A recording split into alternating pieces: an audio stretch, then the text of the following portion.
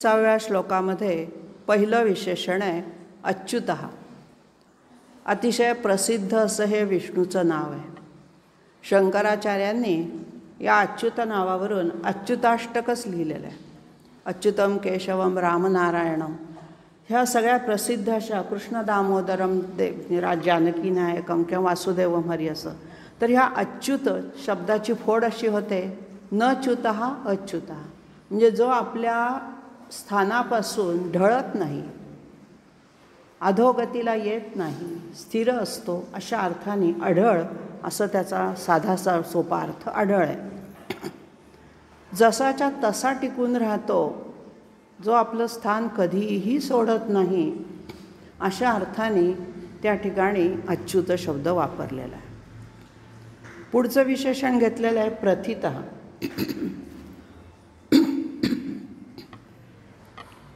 प्रथित म्हणजे प्रसिद्ध.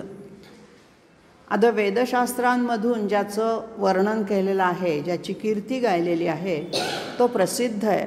अशा अर्थाने त्याचं ज्ञान, त्याची कीर्ती ही सर्वांना ज्ञात आहे, तो विख्यात आहे, प्रसिद्ध आहे. त्याच्या गुणरूपांनी तो सगळ्यांना ठाऊक पण झालेला आहे. अशा अर्थाने त्याला प्रसिद्ध असं म्हटलं आहे. गीतेच्या 15व्या अध्यायामध्ये याचा उल्लेख येतो. यस्मात् क्षरमतीतोहम अक्षरादपि चोत्तमः अतोस्मि लोके वेदे च प्रथित पुरुषोत्तमः. हा जो पुरुषोत्तम आहे हा प्रथित आहे. कुठे? अतोस्मि लोके वेदे च, या त्रैलोक्यातही आणि वेदामध्येही अहम प्रसिद्ध आहे, मी अतिशय सगळ्यांना माहिती असलेला असा आहे. आणि म्हणून या जगाची उत्पत्ती, स्थिती, लय या स्वरूपामुळे माझी ओळख सगळ्यांना झालेली आहे. आणि असा हा सगळ्यांमध्ये पुरुषांमध्ये श्रेष्ठ असणारा हा पुरुषोत्तम सर्वांना माहिती आहे. पुढचं साधं विशेषण घेतलं आहे प्राण. हा प्राण आपल्या शरीरामधली जी चैतन्य शक्ती असते, प्राणशक्ती, त्याला इथे प्राण शब्द वापरला आहे. म्हणजे सोप्या भाषेत आपण झोपल्यावर आपलं मन, इंद्रिय सगळे निचेष्ट होतात. मग काय चालू असतं? तर आपला श्वासोच्छ्वास चालू असतो. म्हणजे आपली प्राणशक्ती मात्र जागृत असते. आपण कितीही गाढ झोपलो तरी आपली प्राणशक्ती सुरू राहते. या अर्थाने तो आपला प्राण सगळ्यांमध्ये जिवंत ठेवणारा, अशा अर्थाने इथे त्याला प्राण म्हटलं. म्हणजे देहेंद्रिय आणि मनोच्या वृत्ती ह्या झोपल्या तरीही जो झोपत नाही, जो जागा असतो, जो आपली प्राणशक्ती धरून ठेवतो, तो प्राण. पुढचंच विशेषण घेतलं आहे प्राणदहा. प्राणही स्वतः तोच आहे आणि आपल्याला प्राणशक्ती देणाराही तोच आहे. अशा अर्थाने जीवन देणारा, विश्वाचा माता पिता असणारा असा हा प्राणद. द म्हणजे देणारा. तर हा विश्वाचा जो प्राणदाता आहे हा कसा आहे? तर संपूर्ण चराचराच्या प्राणांना व्यापूनसुद्धा तो पुन्हा उरलेला आहे. आणि म्हणून त्याला प्राणद असं विशेषण वापरलेलं आहे. प्राणस्वरूप पण तोच, प्राण देणारा पण तोच, प्राण घेणारा पण तोच, अशा अर्थाने प्राण शब्द आहे. तेव्हा प्राणद याचा दुसराही असा अर्थ करता येतो की दुष्टांचे प्राण काढून घेणारा, असाही त्याचा अर्थ केला. पुढचं विशेषण घेतलेलं आहे वासवानुज. वासव आणि अनुज. अनुज म्हणजे धाकटा भाऊ, अग्रज म्हणजे मोठा भाऊ. अग्रे जायते इति अग्रजा, अनु म्हणजे मागोमाग, अनुजायते इथे अनुजा. तर हा इंद्राचा धाकटा भाऊ असं त्याला म्हटलं आहे. वासव म्हणजे इंद्र. कोणत्या अर्थाने? आदितीच्या पोटी इंद्राचा जन्म झाला आणि नंतर वामन अवतारामध्ये विष्णूने पुन्हा आदितीच्या पोटी जन्म घेतला आणि म्हणून या अर्थाने तो इंद्राचा धाकटा भाऊ झाला. म्हणजे प्रत्यक्ष परमात्मा धाकटा भाऊ असा अर्थ नाही काढायचा. तर वामन अवतारामध्ये ज्याने पुन्हा आदिती आणि कश्यपांच्या पोटी जन्म घेतला तो इंद्र हा मोठा होता आणि नंतर पुन्हा हा वामन अवतार झालेला आहे. आणि म्हणून त्या अर्थाने त्याला इंद्र हा कश्यप पत्नी आदिती यांचा हा द्वितीय पुत्र म्हणून तो आदितीच्या पोटी आल्याने इंद्राचा धाकटा भाऊ झाला. पुढचं विशेषण घेतलं आहे अपाम निधी. अप म्हणजेच आप, पाणी. पृथ्वी, आप, तेजमधलं जे पंचमहाभूतातलं दुसरं तत्व आहे आप तत्व, म्हणजे पाणी, जलतत्व. ह्या जलतत्वांचा तो काय आहे? निधी आहे. तो सगळ्या जलतत्वाला सामावून घेणार आहे, साठा आहे तो सगळ्याचा. आणि म्हणून हा जलाचा जो साठा आहे हा प्रवाही आहे, अथांग आहे आणि प्रवाही आहे. अथांग भरलेला आहे आणि शिवाय तो एका असा डबक्यात साचल्यासारखा नाही आहे, तो प्रवाही आहे. आणि म्हणून या अर्थाने त्याला अपाम निधी असं म्हटलेलं आहे. म्हणजे जितकं म्हणून या विश्वामध्ये पाण्याचं अंश आहे, तत्त्व आहे, ते सगळं याचंच तत्त्व आहे. त्या तत्त्वाच्या रूपाने तो आपल्याला दृश्यमान होतो. पंचमहाभूतांमधून तो आपल्याला दृश्यमान होतो, म्हणून तो अपाम निधी झालेला आहे. या अर्थाने तो सगळ्यांना सामावून घेणार आहे. पुढचं विशेषण घेतलं आहे अधिष्ठानम. हे अधिष्ठान म्हणजे काय? आधार. आपण पाहिलं विश्वाचं उपादान कारण तो आहे. जसं मडक्याचं उपादान कारण माती आहे, मातीपासून मडकं बनवतात, तसं हा उपादान कारण आहे, अधिष्ठात्र आहे, अधिष्ठान आहे. याच्यापासून विश्व बनतं. विश्वाचा निर्माताही तोच, म्हणजे निर्माता करता पण तोच, उपादान कारण पण तोच आणि कार्यकारण पण तोच. तर अशा अर्थाने सर्वस्व ज्याचं त्या विश्वाच्या रूपाने नटलेलं आहे, विश्वाला ज्यांनी आधार दिलेला आहे. शब्दशः अधिष्ठानचा अर्थ आधार, आश्रयस्थान. पुढचं विशेषण घेतलेलं आहे अप्रमत्तः. अप्रमत्त म्हणजे ज्याला आपण प्रमाद म्हणजे चूक संस्कृतमध्ये, जो कधीही चूक करत नाही. आता हा परमात्मा किंवा हा संपूर्ण जगामध्ये नटलेला जो परमेश्वर आहे, हा चूक करत नाही. म्हणजे कशामध्ये चूक करत नाही? तर आपल्याला आपल्या कर्मफळांची जी काही भोग द्यायचे असतात त्यामध्ये तो कुठेही चुकत नाही. त्याच्याजवळ वशिला चालत नाही. कुणाचाही कोणताही कर्मभाग असो, ज्याच्या त्याच्या कर्मानुसार त्याला त्या त्या जन्मामध्ये कोणकोणते फलभोग द्यायचे, चांगले वाईट, यामध्ये त्याच्या हातून कधीही प्रमाद घडत नाही, कधीही चूक होत नाही. अशा अर्थाने त्याला अप्रमत्त म्हटलं आहे. काही वेळेला काय होतं, आपल्याला जेव्हा भोग भोगायला सहन होत नाही त्यावेळेला आपण भगवंताला म्हणतो, काय रे परमेश्वरा मला भोग देऊन ठेवलेस. भोग देणारा परमेश्वर नाही आहे, भोग देणारे तुमचे कर्म आहेत. फक्त तो न्यायनिवाडा करतो.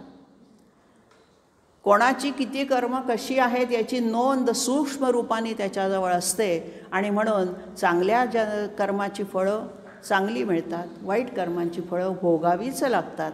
चांगल्यातून वाईट वजा होत नाही. आणि म्हणून वाईटासाठी वेगळा जन्म, चांगल्यासाठी वेगळा जन्म असंही नसतं. एकाच जन्मामध्ये काही चांगली काही वाईट अशी मिश्र स्वरूपामध्ये आपल्याला ही कर्मफलं भोगण्यासाठीच आपण आलेलो असतो. एवढं मात्र लक्षात घ्यायचं की मनुष्यजन्म मिळाला आहे त्या अर्थी आपली पापपुण्याची संख्या समसमान झालेली आहे. 50% पुण्य आणि 50% पाप असेल तरच मनुष्यजन्म मिळतो. आणि मग तुम्हाला त्याच्यामध्ये काय वाढ करायची का घट करायची हे तुमच्या स्वाधीन ठेवलेलं आहे. बुद्धी तुमच्या स्वतंत्र ठेवलेली आहे.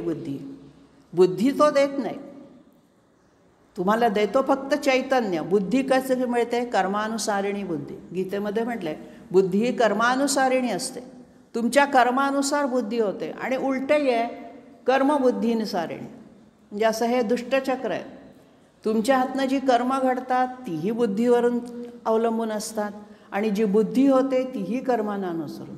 मग यात बदल कसा होणार? जर दुष्ट लोक दुष्टच बुद्धीने वागायचं ठरवलं आणि ते दुष्टच कर्म करत राहतील सारखे. याला एक हे दिलेलं आहे त्यांनी की तुम्ही जर सत्संगात गेलात, संतांच्या सत्संगात सद्विचारांमध्ये जर गेलात तर तुमची बुद्धी सद्बुद्धीकडे झुकू शकते. होतेच असं नाही, शक्यता असते फक्त. आणि म्हणून जो सत्संग, सद्वर्तन, सत्कर्म हे करण्यासाठी लागणारी बुद्धी मला दे अशी बुद्धी त्याच्याकडे मागायची.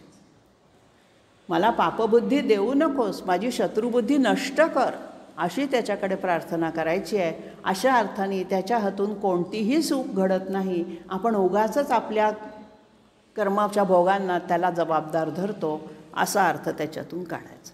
शेवटचं विशेषण घेतलं आहे प्रतिष्ठित.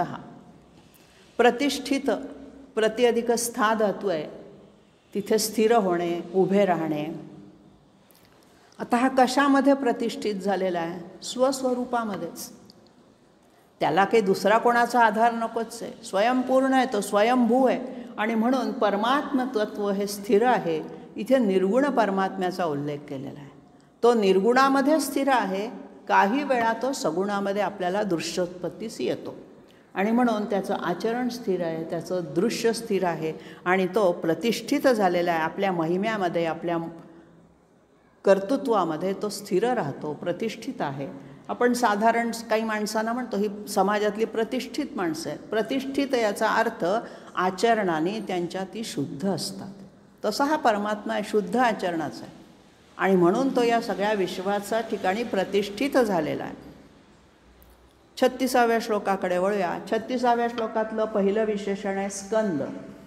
हा जो स्कंदाचा उल्लेख आलेला आहे, आपल्याला माहीत आहे शंकर आणि पार्वतीचा जो प्रथम पुत्र त्याचं नाव कार्तिकेय किंवा त्याला स्कंद असं पण म्हणतात. स्कंद आणि स्कंध यात फरक आहे. स्कंध संस्कृतमध्ये म्हटलं तर खांदा असा अर्थ होतो. इथे स्कंद शब्द आहे. बऱ्याचदा उच्चारताना विष्णू सहस्रनाम म्हणताना स्कंध उच्चार चुकीने होतो म्हणून मी हा फरक सांगितला. ध तिथे नाही आहे, द आहे. स्कंद हा स्कंद पुराण ज्याने लिहिलं तो कार्तिकेय आणि म्हणून स्कंद शब्द जो आहे हा ज्याला षडानन म्हणतात, कार्तिकेय म्हणतात किंवा दक्षिणेकडे हाच मुरुगन या नावाने ही देवता प्रसिद्ध आहे. दक्षिण भारतात आहे तीच देवता. षडानन ज्याला 6 तोंड आहेत, 6 कृत्तिकांनी त्याचं संरक्षण केलं किंवा वर्धन केलं, सांभाळलं म्हणून त्याला षडानन म्हणतात. याचा जन्मच मुळात तारकासुराच्या वधासाठी झालेला आहे. शिवपार्वतीच्या पोटी जो जन्माला येईल तो तारकासुराचा वध करेल अशी ही वाणी होती, देववाणी. आणि म्हणून तारकासुराच्या वधासाठी ह्याचा जन्म झाल्यानंतर याला देवांचा सेनापती बनवलं गेलं. गीतेमध्ये उल्लेख आहे सेनानीनाम अहम स्कंदः. विभूती योगामध्ये भगवंत म्हणतात की या सगळ्या सेनानींमध्ये मी स्कंद आहे. मग हा अतिशय शूर वीर पराक्रमी असा हा जो स्कंद जन्माला आला तो सुद्धा हा परमात्म्याचंच रूप होता आणि म्हणून त्या ठिकाणी वायुरूपाने किंवा अमृतरूपाने हा स्कंद सगळीकडे आपल्या युद्धामध्ये संचार करू शकत होता आणि म्हणून हा कार्तिक स्वामी हे ज्याचं रूप आहे असा हा धनुष्य आणि भाला ही 2 त्याची शस्त्र होती आणि ही याला युद्धाची देवता म्हणून मुरुगन देवता म्हणून आजही पूजिले जातं. आज जरी देव आणि राक्षसांचं युद्ध होत नसलं तरी अतिशय पराक्रमी शौर्यवान अशी ही देवता म्हणून स्कंदाच्या याच्यामध्ये नारदांनी लिहिलेलं प्रज्ञावर्धन स्तोत्र फार महत्त्वाचं आहे. त्याच्यामध्ये स्कंदाचीच सगळी नावं आलेली आहेत कार्तिकेय, कारण त्या स्तोत्राची देवताच कार्तिकेय. हे जे प्रज्ञावर्धन स्तोत्र आहे 5 श्लोकांचं, पण ते आपल्या मुलांकडनं जर पाठ करून घेतलं ना तर खरोखरी प्रज्ञेवरती त्याचा बुद्धी वाढण्यावरती परिणाम होतो. याचे प्रयोग झालेले आहेत. आपल्याकडे उगाचच स्तोत्रांना नावं नाही दिलेली. प्रज्ञावर्धन स्तोत्र, अघोर कष्टोद्धरण स्तोत्र, ही जी स्तोत्र आहेत ही मंत्ररूप आहेत. ही सगळी कार्तिकेयाची सगळी त्याच्यामध्ये नावं घेतलेली आहे. स्कंद उवाच म्हणूनच त्यांनी त्या ठिकाणी, आणि स्कंद पुराण याच्यामध्ये सुद्धा हा स्कंदाचा इतिहास आलेला आहे. पुढचं विषय घेतलं आहे स्कंदधर. तो स्कंद तर आहेच परंतु तो स्कंदधर पण आहे. म्हणजे काय? या स्कंधामध्ये जे काही सद्गुण होते, धर्म प्रतिष्ठापनेचे गुण होते, ते सगळे धर्ममार्गाचं तो धारण करणारा अशा अर्थाने स्कंदधर असं म्हटलेलं. धर म्हणजे धारण करणारा. धर्मप्रतिष्ठापनेसाठी लागणारं सत्याच्या बाजूनी युद्ध करताना जे आवश्यक गुण आहेत ते सगळे स्कंदाचे होते आणि म्हणून दैवी गुण धारण करणारा असा त्याचा सोप्या भाषेत आपण अर्थ करूया. पुढचं विशेषण घेतलं आहे धुर्य. हा धुर्य, धुरंधर असं त्याला मराठीमध्ये म्हणता येईल. आपण म्हणतो ना ही धुरंधर व्यक्तिमत्व आहे, म्हणजे सगळ्या विश्वाची धुरा वाहण्याचं सामर्थ्य त्याच्यामध्ये आहे. बैल जसं गाडीची धुरा वाहतो त्या अर्थाने बैलाला जसं धुरंधर म्हटलं जातं किंवा धुर्य म्हटलं जातं. संस्कृतमध्ये बैलालाही धुर्य शब्द वापरला जातो. हा जो धुर्य आहे हा कोण आहे मग? तर विश्वाची भरणपोषणाची सगळी धुरा वाहणारा, सगळ्यामध्ये तो चतुर असलेला असा हा धुर्य आहे. आणि म्हणून या ठिकाणी त्याला धुरंधर किंवा धुर्य असं म्हटलेलं आहे. पुढचं विशेषण सोपं आलेलं आहे वरदा. वर देणारा. आता वर हा अभिलिप्सित किंवा आपण इच्छित जो वर आहे तो सात्विक असेल तर त्याची प्राप्ती होते. वाईट हेतूने इच्छा केली तरी प्राप्ती होते, परंतु त्या प्राप्तीमागे परमेश्वराचं अधिष्ठान नसतं. राक्षसांनी सुद्धा अनेक वर मिळवलेले आहेत. हिरण्यकश्यपूचंच पहा ना, कसे कोणकोणते वर, आणि हा वर देणारा नेहमी शिव असतो, भोळा साम. काय हवे ते वर देऊन टाकतो सगळ्यांना, आणि मग त्यांचं पारिपत्य करण्यासाठी विष्णूला अवतार घ्यावे लागतात.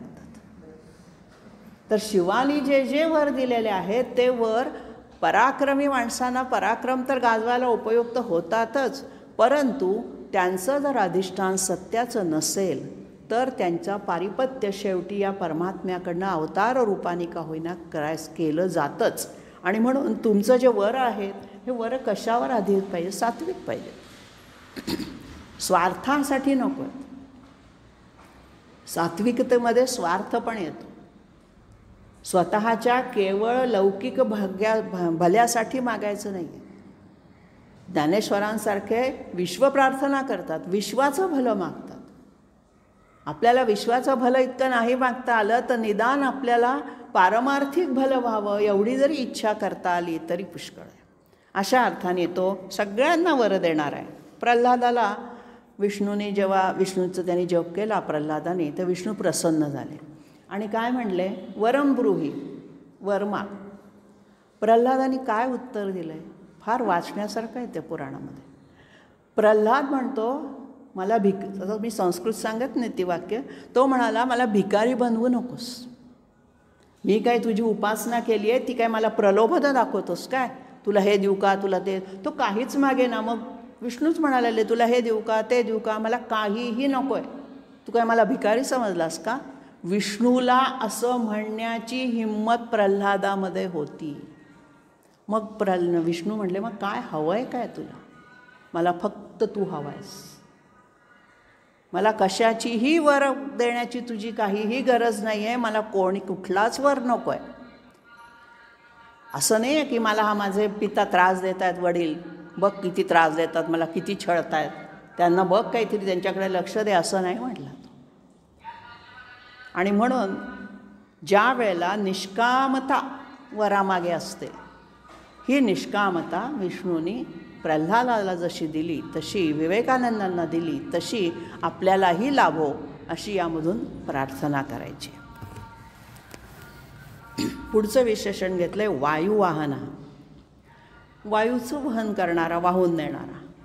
आता आपल्याकडे पर्यावरणाचा किती सूक्ष्म अभ्यास झाला आहे हे या वायुवाहन विशेषणावरून लक्षात येतं. आपल्याकडे 7 प्रकारचे वायू मानले गेलेले आहेत, शोधले गेलेले आहेत, संशोधन झालेलं आहे त्याच्यावर ऋषीमुनींचं. आपल्याला वायू म्हणजे वारा हा एकच दिसतो फक्त. काय वारा वाहतो, या वाऱ्यात काय प्रकार असायचे. वायू हा वायू आहे, कुठे त्याची घनता जास्त कुठे कमी एवढंच असू शकतं. पण नाही, आपल्याकडे 7 प्रकारचे वायू आहेत. आवह, प्रवह, अनुवह, संवह, परावह, विवह आणि परिवह अशी त्यांना नावं दिली. आणि त्यांची स्थल मर्यादा दिलेली आहे. म्हणजेच मेघ आणि पृथ्वी, ढग आणि पृथ्वी यांच्यामध्ये जो असतो तो आवह नावाचा वायू असतो. त्याच्यानंतरच्या वरच्या पातळीवर मेघ आणि सूर्य यांच्यामध्ये प्रवह नावाचा वायू असतो. सूर्य आणि चंद्र यांच्यामध्ये अनुवह नावाचा वायू असतो. नंतर चंद्र आणि नक्षत्र, हे लक्षात राहणं अशक्य आहे, फक्त तुमच्या माहितीपुरतं सांगते की असे 7 प्रकारचे वायू आपल्याकडे होते. आणि म्हणून या 7ही वायूंचा जो मार्ग आहे तो सर्व मार्ग गती देणारा, भगवंताकडे घेऊन जाण्यासाठी आपल्याला प्रेरणा देणारा, म्हणून हे त्याला नाव प्राप्त झालं आहे. प्रत्येक निरनिराळ्या पातळीमधल्या वायूला वंदन केलेलं आहे, नमन केलेलं आहे, त्याची प्रार्थना केली आहे की हे वायुदेवा आमच्यावरती कोप धरू नकोस. आणि म्हणून या सगळ्या गतींना या सगळ्या 7 प्रकारच्या वायूंना प्रेरणा देणारा असा अर्थ या वायुवाहन या विशेषणामधून येतो. पुढचं विशेषण घेतलं आहे वासुदेवा.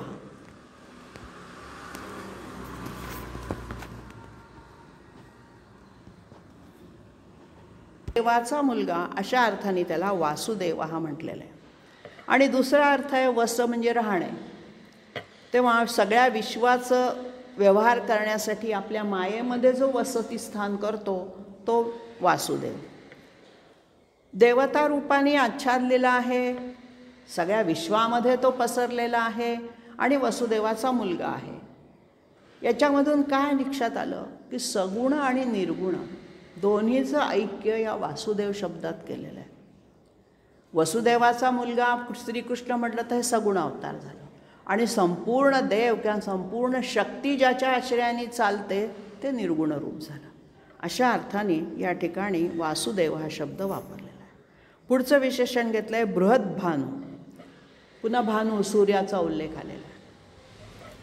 हा जो भानू किंवा सूर्य आहे कसा आहे पण बृहद आकाराने खूप मोठा आहे आणि हा आकाराने मोठा असल्या कारणाने संपूर्ण ब्रह्मांडाला तो तेज पुरवतो. मी परवाच सांगितलं की आपल्याला दिसतो हा एक सूर्यमाला दिसते, आपण त्या एका सूर्यमालेचे घटक आहोत. अशा अनंत कोटी ब्रह्मांड आहेत आणि त्याच्यामध्ये तितक्याच सूर्यमाला आहेत आणि म्हणून असा हा सगळ्यांना प्रकाश देणारा, सगळ्यांच्यामध्ये किरण रूपाने वास्तव्याला असणारा असा हा बृहद भानू आहे. बृहदचा अर्थ आहे मोठा, सगळ्यात मोठा. पुढचं विशेषण घेतलं आहे आदिदेव.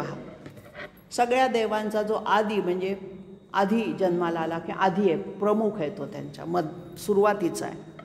सगळ्या देवांच्या आधी जो असतो तो हा परमात्मा विष्णू रूपाने आहे आणि आदिदेवाचा देवांचा देव असाही एक अर्थ केला गेला. या अर्थाने ज्ञानेश्वरांनी ज्या वेळेला ज्ञानेश्वरी लिहिली त्यांनी पहिल्या श्लोकात या आदिदेवाला नमस्कार केलेला आहे. ओम नमोजी आद्या, हे जे आद्य विशेषण त्यांनी वापरले ते आदिदेव या अर्थाने वापरलेलं आहे. आणि म्हणून ओम नमोजी आद्यामधला जो आदिरूपाने असणारा जो देवांचा देव तो याचा या ठिकाणी आदिदेवमध्ये उल्लेख केलेला आहे. या श्लोकातलं शेवटचं विशेषण आहे धुरंधरा. धुरंधर पुरंदरा. पुरम वारयती इति पुरंदरा. पुर म्हणजे नगरी, शहर. आता या शहरांमध्ये वारयती म्हणजे काय तर विध्वंस करणारा, नाश करणारा, त्यांचं वारण करतो तो. आणि मग पुरंदरमध्ये काय घेतलेलं आहे की परमार्थामध्ये जर अर्थ घेतला, साधा अर्थ घेतला तर शत्रूंची नगरं नष्ट करणारा अशा अर्थाने पुरंदर म्हटलं आहे. परंतु पारमार्थिक किंवा आपल्या आध्यात्मिक दृष्टीने काय करायचं आहे तर आपल्यामध्ये नवद्वारे पुरे देही म्हणतो. आपल्या शरीरामध्ये नवद्वार आणि हे शरीर म्हणजे एक पुरच आहे. तर या नवद्वारे पुरे देहीमध्ये जी जी काही इंद्रिय आहेत, जी जी काही आपली देह बुद्धी जी आहे ती सगळी नाहीशी करणारा, म्हणजे लौकिक अर्थाने शत्रूची नगरं नष्ट करतो आणि आध्यात्मिक किंवा पारमार्थिक अर्थाने आपल्या शरीरामधली जी जी काही देहबुद्धीची लक्षणं आहेत, वासनेकडे आकृष्ट होण्याची जी आपली प्रवृत्ती आहे ती नष्ट करणारा, म्हणून घातक देहबुद्धी नाहीसा करणारा असं या पुरंदरचा अर्थ करता येतो. 37व्या श्लोकामध्ये बघा पहिलं विशेषण घेतलं आहे अशोक. न शोक अशोक. जो शोक करत नाही तो अशोक. आता हा शोक तो करणार नाही आहे, भगवंताला शोक करण्याचं काहीच कारण नाही. भक्तांना जो शोक करायला लावत नाही तो अशोक. त्याच्या भक्तांवर कधीही शोक करण्याची वेळ येत नाही. शोकरहित राहतात त्याचे भक्त. शोक केव्हा होतो? दुःख झालं की शोक होतो. मग त्यांच्यावरती दुःख करण्याची वेळच येत नाही, कारण त्यांना सुख आणि दुःखाची समान पात्रता आलेली असते.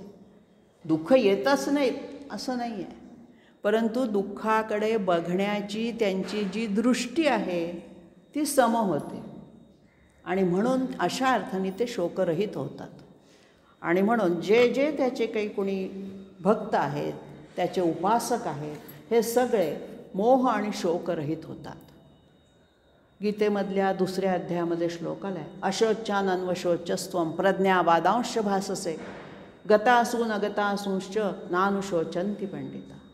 नानुशोचंती ते शोक करत नाहीत. कोण? जे बुद्धिमान आहेत. कसे आहेत ते पंडिता? गतासून अगतासूंच. प्राण असू म्हणजे प्राण, प्राण गेले तरी प्राण राहिले तरी कशाच असताना शोक होत नाही. आपण जसं वस्त्र बदलतो, वासांसी जीर्णानि यथा विहायमध्ये सांगितलेलंच आहे की आपण एखादं वस्त्र, ही साडी बदलून दुसरी साडी नसते तर आपल्याला काही दुःख होतं का? तसं शरीर हे वस्त्र देहाचं सोडतो, दुसरं वस्त्र घेतो. त्याच्यामध्ये अशोच आणि अन्वशोच असतो. तू कधीही त्याचा शोक करू नकोस. अर्जुनाला सांगितलं आहे की समोरची तुझी जी नातेवाईक मंडळी आहेत त्यांना मारल्यानंतर या देहातून ते फक्त जाणार आहे, त्यांचा आत्मा नष्ट होणार नाही आहे. तेव्हा अशोच आणि अन्वशोच असतो. तू कधीही त्याची हे करू नकोस शोक. अशा अर्थाने इथे अशोक विशेषण वापरलेलं आहे. पुढचं विशेषण घेतलं आहे तारणहा. तृ धातू आहे तारून नेणारा. या भवसागरातून जो आपल्याला तारून न्यायला मदत करतो, संसार सागरातून आपला उद्धार करतो, अशा अर्थाने तारण हे विशेषण इथे आलेलं आहे. आता ह्या तारणमध्ये जन्ममृत्यूच्या चक्रातून तो आपल्याला सोडवतो. भवसागरातून तारून नेतो म्हणजे काय? हा काही एक समुद्र आहे आणि आपल्याला पोहत पोहत जायचं आहे असा अर्थ नाही काढायचा. तर जन्ममृत्यूचं जे हे चक्र आहे हा एक भवसागर आहे. त्यात आपण गटांगळ्या खातो आहे. तर आपल्याला पहिलं तीराकडे जायचं आहे. आपण आहोत या किनाऱ्यावर. तर यासाठी आपल्याला आवश्यक असणारे जे काही गुण आहेत किंवा जी काही साधनं आहे ती सगळी आपल्याला याच्या उपासनेतून मिळते. आणि अशा अर्थाने तो आपल्याला तारण आहे. अप्राप्य माम निवर्तन्ते मृत्यूसंसार वर्तमनी. मला प्राप्त झाल्यानंतर जे या मृत्यूसंसार सागरातून वर येतात अशा अर्थाने तो तारण आहे. पुढचंच विशेषण पुन्हा तार घेतलेलं आहे. म्हणजे जो तारून नेतोच आणि पुन्हा तार म्हणजे तारक पण आहे. जे ज्याला आपण तरुण जायचं आहे ती क्रिया आणि तारणाला करता, तेव्हा कार्य आणि कारण दोन्ही तोच आहे. जन्म मरणादी भयातून तो सोडवतो आपल्याला त्याचा भय असतो मृत्यूचा. एक दिवस जन्माला आलेल्या प्रत्येकाला मृत्यू येणार हे अबाधित सत्य प्रत्येकाला माहिती असतं. तरीसुद्धा प्रत्येकजण मृत्यूला घाबरतो. आणि म्हणून या भवसागराच्या जन्ममृत्यूच्या भयातून आपली सुटका करतो, आपली बुद्धी स्थिर ठेवतो. अंतकाळी अंतेमती सागती अशी म्हटलेलं आहे. शेवटच्या क्षणी तुमची जी मती म्हणजे बुद्धी असेल, जिथे तुमची बुद्धी जाईल त्याप्रमाणे तुम्हाला पुढचा जन्म, पुढची गती प्राप्त होते. अशा अर्थाने तो आपला तारक पण आहे आणि पहिलं तीरावरती आपल्याला नावेतून सुखरूप नेऊन पोचवणारा नावाडी पण आहे. करता पण आहे आणि करविता पण आहे. पुढचं विशेषण घेतलं आहे शूर हा. आता शूर म्हणजे संकटाला घाबरत नाही अशा अर्थाने आपल्याला शूर हे विशेषण माहीत आहे. पराक्रमी आहे, निर्भय आहे, निधड्या छातीचा आहे. परंतु शूर, वीर आणि पराक्रमी मराठीत आपण हे तीनही शब्द समानार्थी वापरतो. जो शूर आहे त्यालाच म्हणतो वीर आहे, तोच पराक्रमी आहे. परंतु संस्कृतमध्ये शूर, वीर आणि पराक्रमी या शब्दांच्या अर्थांमध्ये खूप वेगवेगळ्या छटा लपलेल्या आहेत. आणि म्हणून काही ठिकाणी याला वीर म्हटलेलं आहे, काही ठिकाणी शूर म्हटलेलं आहे. आता उदाहरण द्यायचं झालं, संकटाला न डगमगणारा जो असतो ना तो शूर असतो. म्हणजे काय? जो युद्धामध्ये जरी समोरच्या शत्रूला बघून डगमगत नाही. उदाहरण द्यायचं झालं तर युधिष्ठिर, त्याच्या नावामध्येच आहे युधी स्थिरः. जो युद्धामध्ये स्थिर राहतो तो युधिष्ठिर. तेव्हा शूर हा शब्द विशेषण युधिष्ठिराला लागू पडतं कारण तो डगमगत नाही युद्धामध्ये. वीर हे विशेषण घेतलं तर वीर्यवान, बलवान हे विशेषण भीमाला लागू पडतं. भीमाजवळ शारीरिक बल खूप आहे, वीर्य खूप आहे. आणि म्हणून वीर शब्द जो आहे हा शारीरिक सामर्थ्याला वापरला जातो. आणि पराक्रम हा जो शब्द आहे हा शत्रूवरती तुटून पडणारा, काय वाटेल ते झालं तरी अंती विजयच ज्याचा होतो, उदाहरणार्थ अर्जुन. तेव्हा शूर, वीर आणि पराक्रमी याच्यातला थोडासा जो अर्थाचा भेद आहे. हे सगळेही पराक्रमीच आहेत. युधिष्ठिर काय, भीम काय, अर्जुन काय, सगळे पांडव पराक्रमी होते, शूर होते, वीर होतेच. परंतु छोट्या छोट्या अर्थाच्या छटा संस्कृतमध्ये कशा असतात हे लक्षात यावं म्हणून मी ही 3 विशेषणं इथे सांगितली. तेव्हा शूर हा म्हणजे निर्भय, निधड्या छातीचा जो आहे तो कशालाच घाबरणार नाही ना. परमात्मा कशाला घाबरू शकते? कारण परमात्म्यानेच सगळ्या भीती भावना सगळ्या निर्माण केलेल्या आहेत. पुढचं विशेषण घेतलं आहे शौरी. शौरी याचा अर्थ शूर कुलामध्ये जन्माला आलेला. हा जो यदुवंश आहे जसा रामाचा रघुवंश. रघु राजा होता, अतिशय पराक्रमी, त्याच्या नावाने पुढचा रघुवंश चालू राहिला आणि मग त्या रघुवंशामध्ये दिलीप, अज, दशरथ, मग राम असा त्याचा जन्म झाला. तसा या कृष्णाच्या वंशाला शूरवंश म्हणतात. शूर नावाचाच राजा होता आणि या शूर राजाच्या कुलामध्ये ज्याचा जन्म झाला तो वासुदेव आणि त्या वसुदेव आणि त्या वसुदेवाच्या पोटी जो जन्माला आला तो वासुदेव. अशा अर्थाने शौरी असं त्याला म्हटलं आहे. म्हणजे शूरकुलस्य दीपक हा शौरीही असं त्याची उत्पत्ती निघते. तेव्हा शूरकुलामध्ये उत्पन्न झालेला असा हा शौरी परमात्मा. सगुण रूपामध्ये कृष्णरूप अवताराचं जरी इथे वर्णन आलेलं असलं तरीसुद्धा तो निर्गुण अवतारामध्ये सुद्धा या सगळ्या स्थिर गुणांनी युक्त आहेच. आणि म्हणून वसुदेवाचा मुलगा जरी इथे उल्लेख कौटुंबिक स्वरूपामध्ये जरी केलेला असला तरी या शूर कुटुंबावर किंवा शूर घराण्यावरती भगवंताची असणारी कृपा याच्यातून दाखवून द्यायची. पुढचं विशेषण घेतलं आहे जनेश्वर. जनानाम ईश्वरा, सगळ्या लोकांचा तो ईश आहे, स्वामी आहे. मग हा लोकांचा ईश्वर हा कोणत्या अर्थाने आहे तर इथे निर्गुण अर्थाने त्यांना म्हणायचं. लोकांचा जो अव्यक्त परमात्मा आहे हा सगळ्या लोकांचा ईश्वर आहे. सगळ्या सजीव निर्जीव जे जे काही म्हणून घटक आहेत या विश्वामध्ये त्या सगळ्यांचा तो ईश्वर आहे. अनुकूल, सगळ्यांना अनुकूल असणार. अनुकूल आणि प्रतिकूल असे दोन विरुद्धार्थी शब्द आपण नेहमी वापरतो. एखादी गोष्ट आपल्याला अनुकूल असते, आपल्याला आवडते, आपल्याला सुखकर असते, आणि एखादी गोष्ट नावडती असते त्याला आपण प्रतिकूल म्हणतो. किंवा आपल्याला थोडीशी विरोधात जाणारी परिस्थिती आली की पण म्हणतो प्रतिकूल परिस्थिती आहे. आपल्या जगण्याला ज्याचा विरोध होतो तो प्रतिकूल, आणि ज्याची सोय होते, ज्याच्यामुळे आपल्याला सुखकर होतं जीवन, ते अनुकूल. तर हा आपल्याला सगळ्यांनाही अनुकूल आहे, कोणाला विरोध करत नाही. कोणाला मग सद्वर्ण ज्यांचं आहे त्यांचाच, सद्भक्तांनाच. सदाचारी लोकांना हा सदैव अनुकूल होतो, सदैव त्यांना मदत करत असतो, सदैव त्याच्याशी त्यांचं जिव्हाळ्याचं नातं जडलेलं असतं. संत जे आहेत त्यांचं सगळ्यांचं भगवंताशी जिव्हाळ्याचं नातं असतं, त्यांना तो अनुकूल असतो तो. पुढचं विशेषण घेतलं आहे शतावर्त. शत आवर्त, आवर्तनं ह्या अर्थाने आपण आवर्त शब्द पाहिला.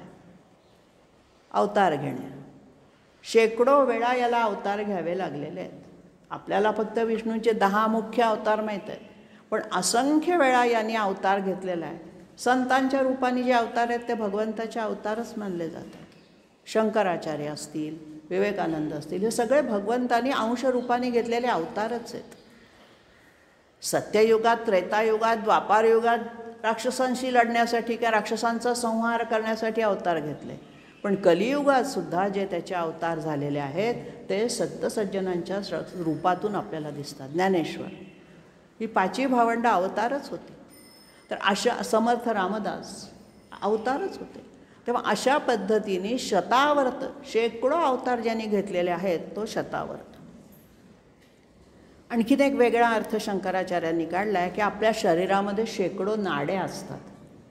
या सगळ्या नाड्यांमधून जो आवर्त म्हणजे फिरत राहतो, रक्ताभिसरण जे आपलं होत राहतं या शेकडो नाड्यांमधून होतं, तर या रक्ताभिसरणाला प्रेरणा देणारा, चैतन्य शक्ती पुरवणारा, अशा अर्थाने त्याला शतावर्त असं शंकराचार्य म्हणतात. पुढचं विशेषण घेतलं आहे पद्मी. पद्म म्हणजे कमळ. आता हे ज्यांनी हातामध्ये कमल घेतलेलं आहे हा चतुर्भुज विष्णूचं रूप आपण अनेकदा याचं विशेषण पाहिलेलं आहे. शंख, चक्र, गदा, पद्म ही कशाची प्रतीक आहे हेही आपण पाहिलं.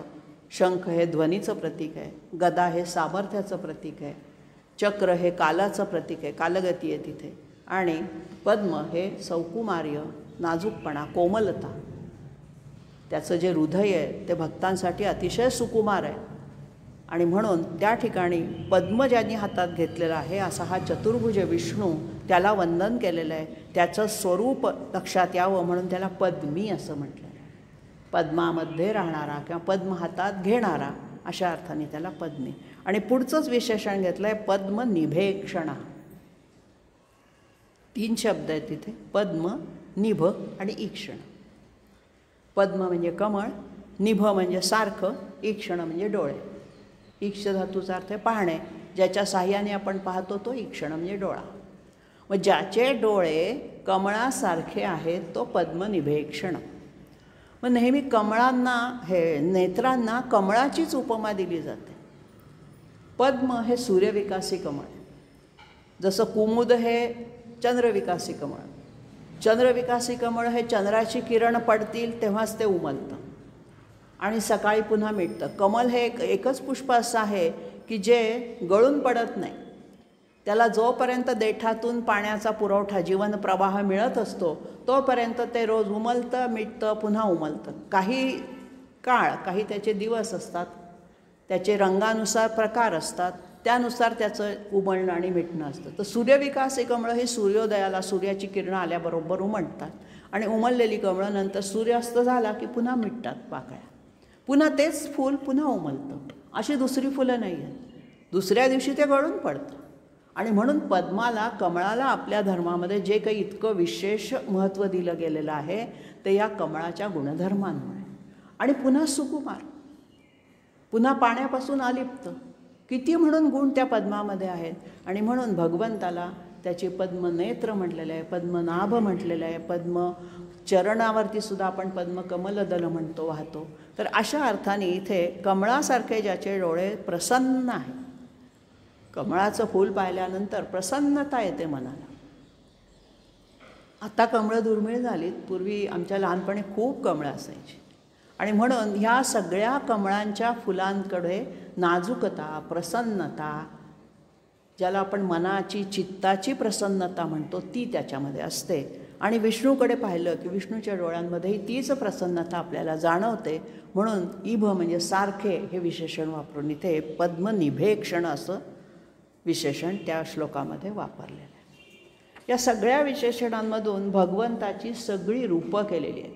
तो जसा शूर आहे, वीर आहे, त्याच्यानंतर तो पराक्रमी आहेच, त्याच्यानंतर त्याची जी काही विशेषणं आहेत त्याच्यामध्ये त्यांनी राक्षसांनाही मारलेलं आहे. म्हणजे जितका तो कठोर होतो तितकाच तो पद्मासारखा मृदू पण होतो. अशा अर्थाने भक्तांना तो अनुकूल आहे, भक्तांसाठी सुकुमार आहे, भक्तांसाठी तो सगळ्या प्रकारच्या प्रेरणा देणारा आहे, बुद्धी देणारा आहे असं म्हटलं. 38व्या श्लोकाकडे वळूया. पुन्हा पद्म शब्दाचा इथे अनुप्रास साधलेला आहे.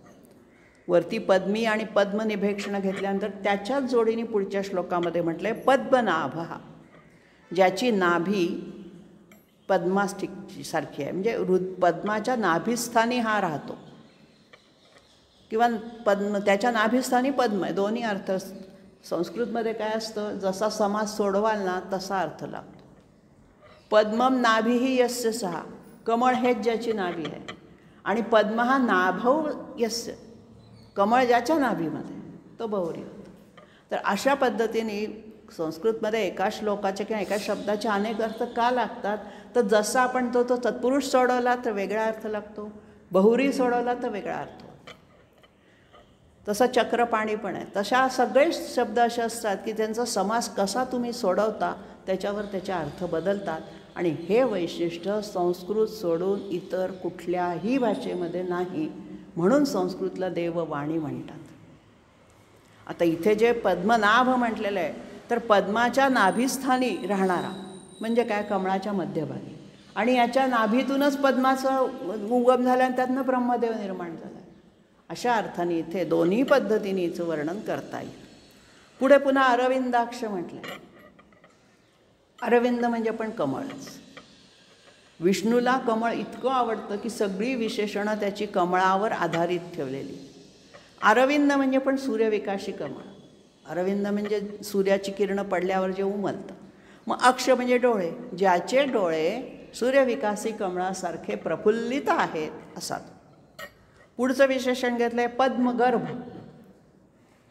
जे पद्मनाभ आहे तेच पद्मगर्भ आहे, पण थोडासा त्याच्यात फरक असा केलेला आहे की हा जो पद्मनाभ आहे आणि पद्मगर्भ, ज्याच्या गर्भामध्ये, म्हणजे गर्भ काय असतं, उत्पत्ती स्थान असतं.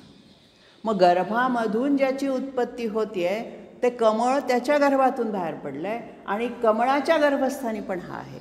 अशा अर्थाने पद्मनाभ आणि पद्मगर्भ मगाशी जे 2 पद्धतीने समास सोडवले तो इथे येतो. आपल्या दृष्टीने आपण करायचं आपल्या हृदयरूपी कमलामध्ये राहणारा पद्मगर्भ. आपल्या ध्यानधारणेच्या वेळेला आपण त्यावेळेला त्याची जी मूर्ती आहे सगुण मूर्ती, आपण ध्यानामध्ये सगुण मूर्ती हृदयामध्ये स्थापित करतो. मानसपूजा जी केली जाते त्यावेळेला सद्गुरूची असतील किंवा कुठल्याही इष्टदेवतेची सगुण मूर्ती आपल्या हृदयामध्ये आपण स्थापन करतो, त्याला सुवर्णाचं आसन देतो. अशा अर्थाने हा पद्मगर्भ आहे, आपल्या हृदयस्थ कमलामध्ये राहणार आहे. पुढचं विशेषण घेतलं आहे शरीरभृत, शरीराचं भरणपोषण करणारा. जगत कल्याणासाठी त्यांनी अनेक वेळेला शरीर धारण केलं आहे आणि प्रत्येक वेळेला आपल्याही शरीराचं भरणपोषण तोच करतो. पुढचं विशेषण घेतलं आहे महद्धीर. वृद्धी हा शब्द आपण काल पाहिला. लौकिक ऐश्वर्याला वृद्धी म्हटलं, वृद्धी आणि सिद्धी. तर इथे महत्वृद्धी, ज्याची वृद्धी म्हणजे ऐश्वर, गुणांचं ऐश्वर हे फार मोठं आहे, अशा अर्थाने तो महद्धीर आहे. आणि पुढे वृद्ध पण म्हटलं आहे.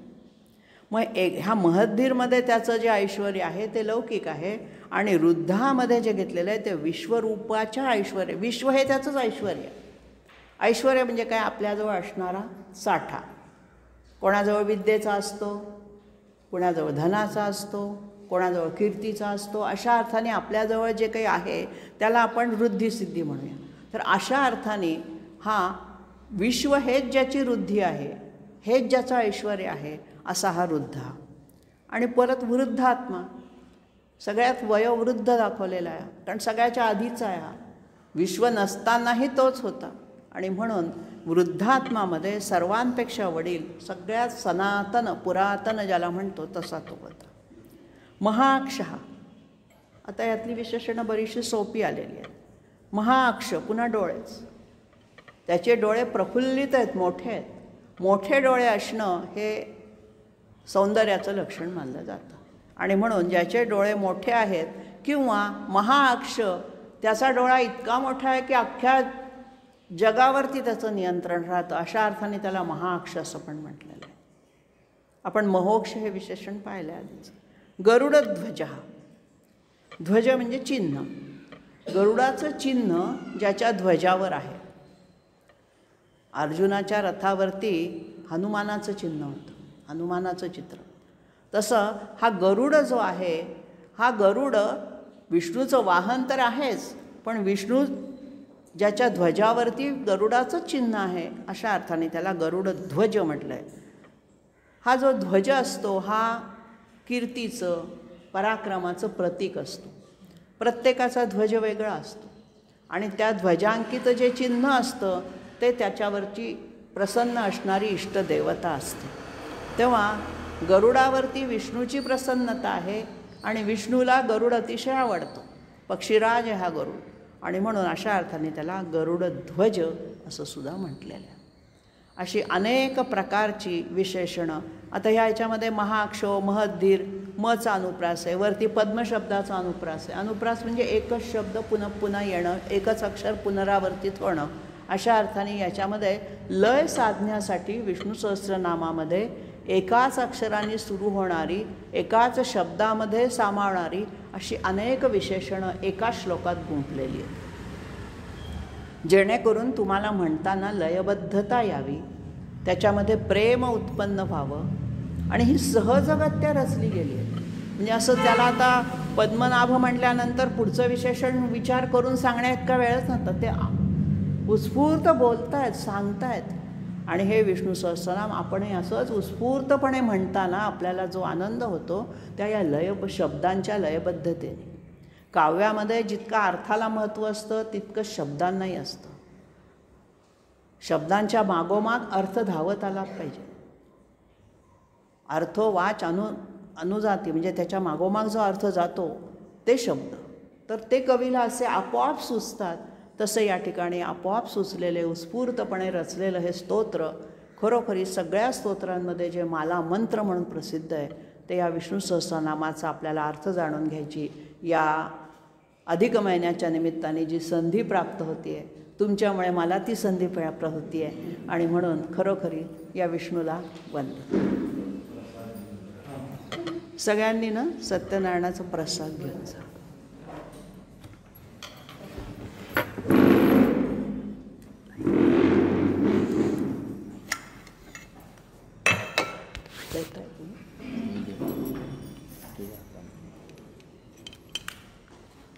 बंद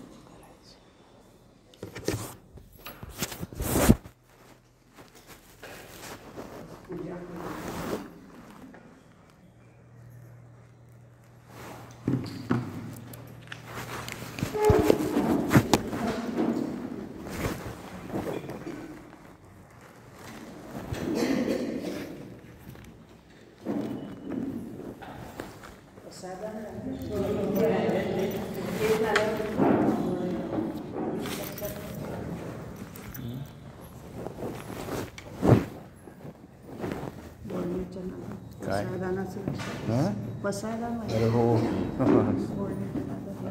म्हणून घेऊ.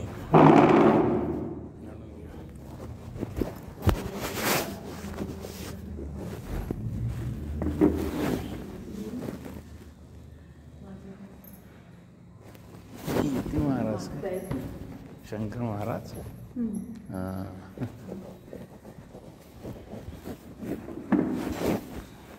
घराण्याचे माझे सासरे आणि हे असे शेजारी बसायचे. सासरे पुण्यात शिकायला होते त्यावेळेला शंकर महाराजांचे हे कुठे जायचे ते आपलं हे मेहेंदळ्यांच्या वाड्यात ते डॉक्टर धनेश्वर जे आहेत ना त्यांचे शिष्य आहेत ते म्हणजे माझे सख्या आत्याचे मिस्टर आहेत होते डॉक्टर धनेश्वर म्हणजे त्यांचे पट्टे शिष्य आहेत.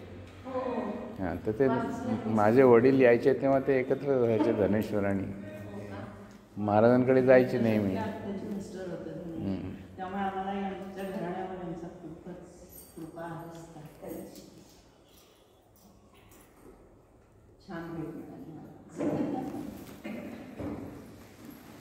आज एकादशी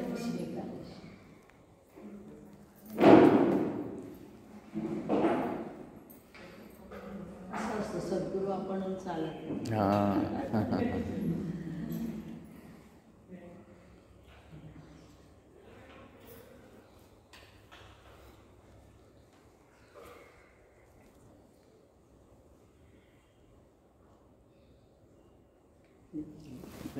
नाही वाढत नाही साधारण.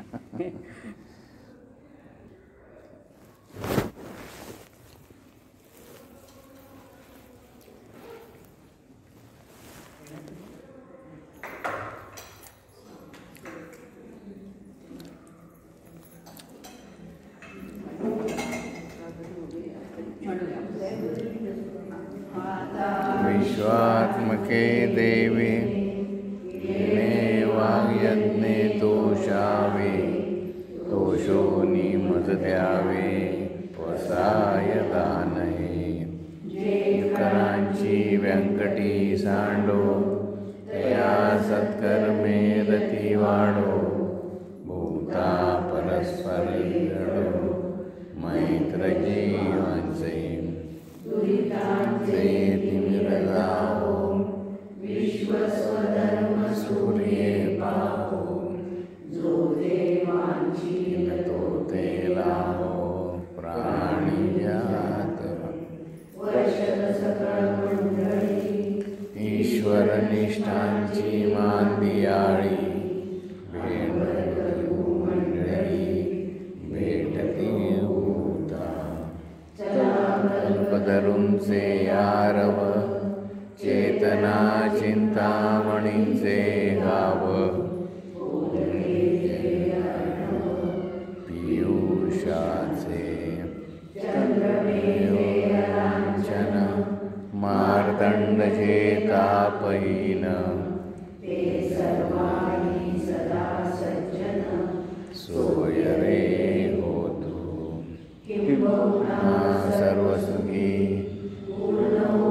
नीती लोकी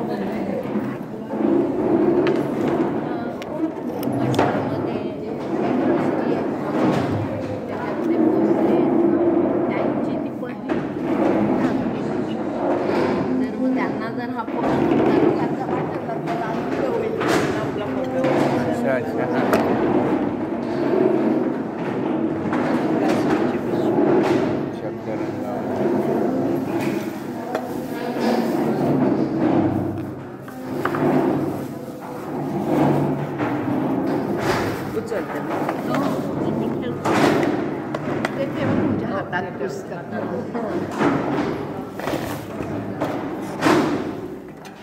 हिचाच काढा नाही तुम्ही असं. तुमच्या घराण्यामध्ये म्हणतात तुम्ही पण पाहिजे. आम्ही दोघं काय एकच त्यांना आहोत. कळली नाही. त्या माझ्या व्हॉट्सॲपवर आहे, त्यांना लिहून कळली.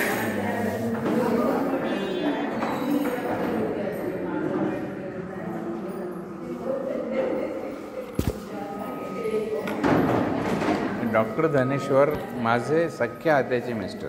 अच्छा. त्यामुळे आमचं येणं म्हणजे आम्ही या नगरचेच आहे. हो, अहमदनगरचे. मी वाचलं पाहिजे त्यांचं पुस्तक आहे. या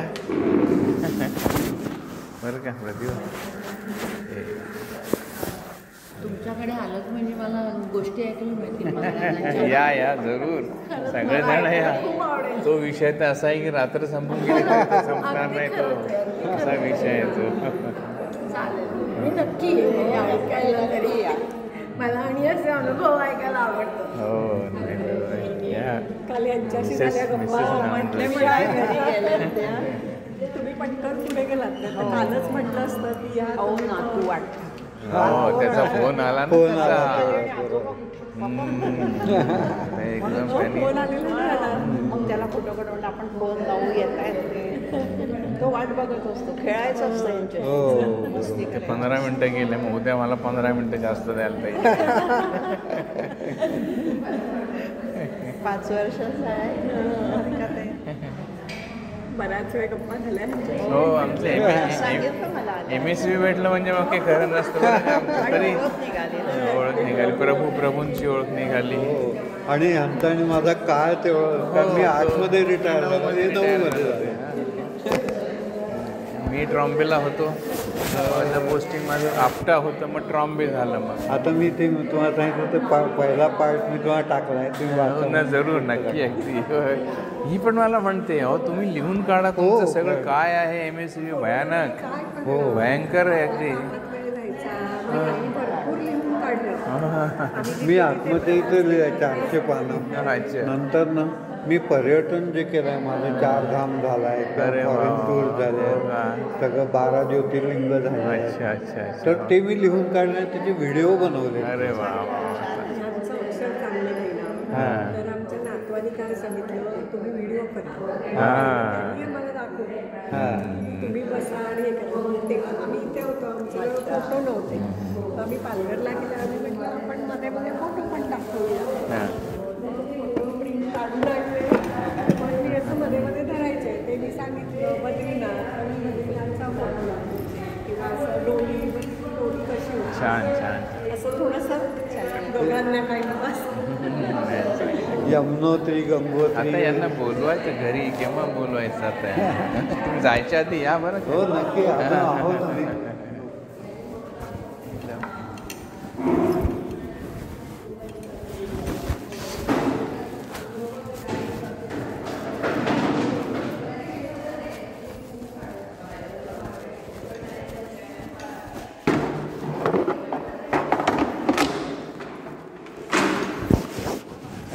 मी SSC होऊन लागलो, पण मी नंतर BA हो तुमचं खूपच म्हणजे सगळं लवकर. external हो, केलं. हो, हो.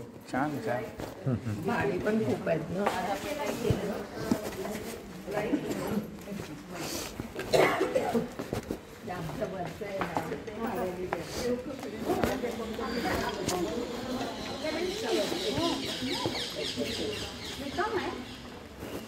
मग होतंय का आता भाडे करून जायचे चालले बदली झाली सर. हे लाईट बंदच राहते. अरे लाईट बंद करायचे राहिले की घाई लाईट बंद करायचे आपणच शेवट नाही. तसं मी जवळजवळ 15 वर्ष लोअर अकाउंट, हायर अकाउंटचे क्लासेस घेतले. अच्छा. अरे बापरे बाप. हो.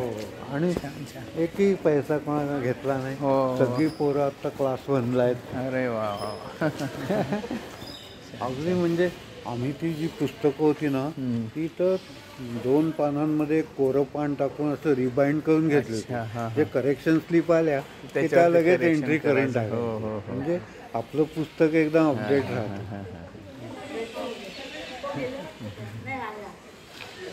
भेटूया उद्या. हो आराम. बघा वाचून, म्हणजे पुढचं मी टाकीन. नक्की नक्की अगदी अगदी.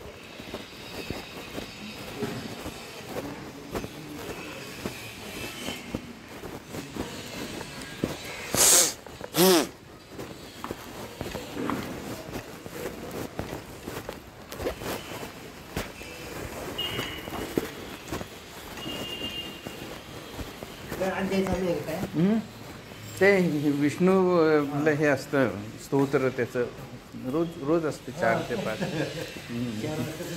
हो 4 ते 5 1 तास. हां श्रावण महिना. हां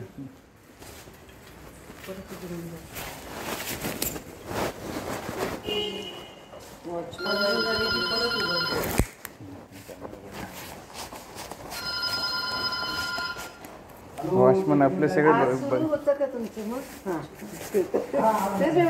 वहिनींनी तिथून आहे म्हणजे मी आज टू जॉईन म्हटल्यानंतर त्या मला जॉईन करतात मग माझ्या इथे त्याशिवाय ॲडमिननी करायला लागतं. ऍडमिनच करायला लागतं. मला काय वाटलं तुम्हीच ऍडमिन आहात. नाही नाही मला त्यातलं काही समजत नाही म्हटलं. त्यामुळे मी त्या म्हणल्या मी करते होय होय बरोबर. मी यांच्यावर आज व्हॉइस रेकॉर्डिंग करायला गेले तर मध्येच बंद पडलं. तुम्हाला कोणाच तरी फोन आला हो त्याच्यात ते का? अरे बंद मग पडलं. कोणाचं आहे मला परत बघू मग तरी नाही कोणाचा फोन कोण असेल? आवाज बंद होता का नाही तुमचा? हो, ते काय आवाज झालं? बंद आहे. झालंच नाही आवाज बंद आहे. recording. हे काय चालू आहे Recording अजून? नाही ते बंद करा मग. कॅन्सल.